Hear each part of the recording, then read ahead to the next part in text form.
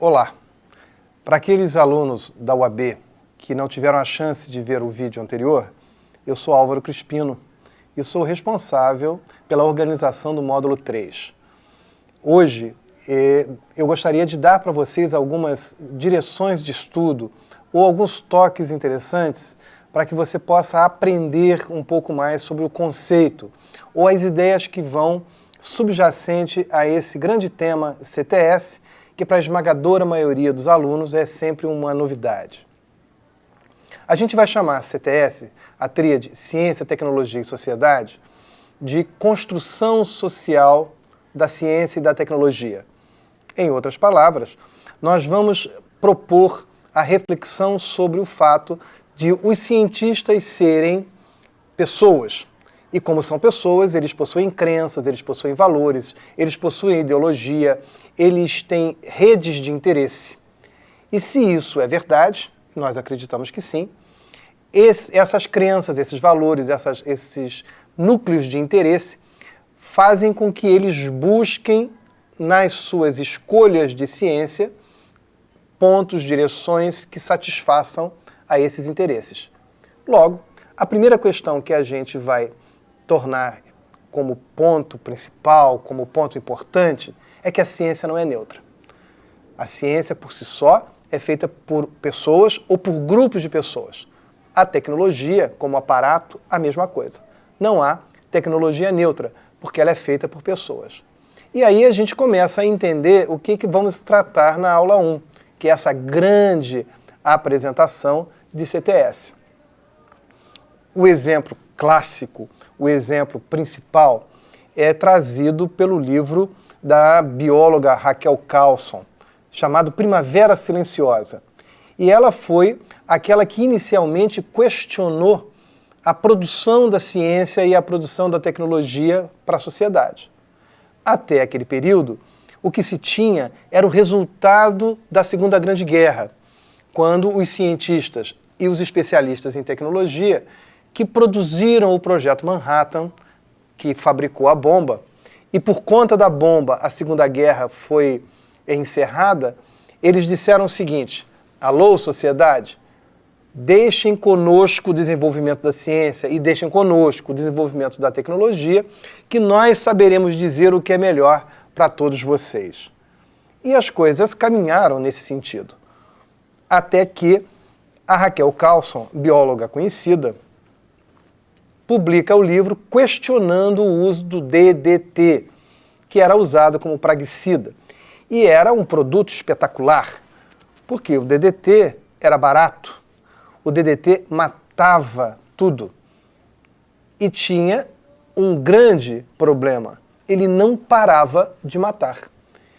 Para você ter uma ideia, o tempo necessário para que 1 quilo de DDT se transforme em metade em 500 gramas, isso é, a vida média desse produto químico é de 5.000 anos.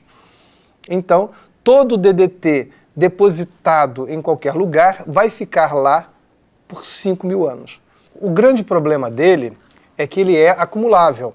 Então você, conforme vai borrifando isso, ele vai depositando. Ele tem muito tempo para se desfazer na natureza. Em outras palavras, tem DDT onde você puder imaginar. Desde o Polo Norte até o fundo dos rios, do mar, existe o DDT. E aí ela vem com o chamado livro Primavera Silenciosa, porque ela diz o seguinte: conforme o DDT vai cumprindo o seu papel, que era diminuir as pragas, acabar com os mosquitos, aquela coisa toda, ele também, porque ele fica permanentemente, ele começa a contaminar os sistemas.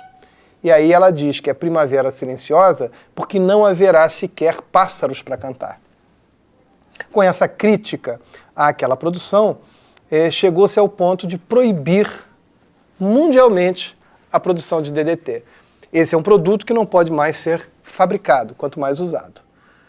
Mas as grandes questões da atualidade é que o DDT é o melhor produto para atacar o mosquito da malária. E a malária, hoje, é um problema grave em quase uma centena de países, especialmente países muito populosos, como é o caso da Índia. E apesar daquela discussão, acontecido lá nos anos de 1962, hoje nós estamos discutindo a possibilidade das Nações Unidas autorizarem a fabricação de DDT para atender às necessidades da malária que se expande na Índia, por exemplo. Então, por conta daquele assunto, começou-se a refletir sobre os impactos da ciência e da tecnologia na sociedade. E houve, então, uma revolução na maneira como a sociedade tratava os resultados da ciência e os resultados da tecnologia. Os governos, especialmente da América do Norte e da Europa, iniciaram uma reformulação na sua estrutura e começaram a criar as agências de controle. As agências de meio ambiente, as agências de energia nuclear, as agências de águas e assim por diante. Então nós começamos um novo período onde a sociedade, organizada de alguma forma, cada uma à sua maneira, passava a observar um pouco mais como os cientistas produziam ciência e que consequências esse conhecimento tinha na vida social. Da mesma forma, a tecnologia. Então, que tecnologia é essa? E aí nós estamos falando de um conceito bastante reduzido de tecnologia, que é a tecnologia como aparato. Nós temos um dos capítulos do nosso módulo, onde nós vamos tratar especialmente do tema tecnologia. E eu posso garantir a você que está nos assistindo que esse capítulo vai trazer muitas reflexões a você sobre esse assunto. Então, nesse período, surgem os sistemas de controle social sobre a ciência e a tecnologia. Nós vamos terminar esse capítulo do módulo propondo uma atividade envolvendo ou a pesquisa sobre o uso de células embrionárias para desenvolvimento de células-tronco, que foi aquela grande questão do STF, do Supremo Tribunal, que autorizou ou não, questionou ou não, chamou a sociedade, os representantes da sociedade civil organizada para debater o que era o conceito de vida para cada um deles, e a partir disso discutir se podia usar a célula do embrião para desenvolver células-tronco, e aí melhorar a cegueira, melhorar a paralisia, melhorar uma série de doenças crônicas. Então nós vamos fazer uma atividade ou neste tema, que é um tema que envolve um assunto de ciência com grande impacto na sociedade, ou vamos discutir um outro tema sociotécnico, cujo impacto da tecnologia alcança a sociedade, que é a transposição do Rio São Francisco. Não se tem consenso sobre isso. Você encontrará engenheiros e ambientalistas favoráveis à transposição do rio, e eles têm muitos bons argumentos sobre isso, e você encontrará engenheiros e ambientalistas também contrários à ideia da transposição do Rio São Francisco.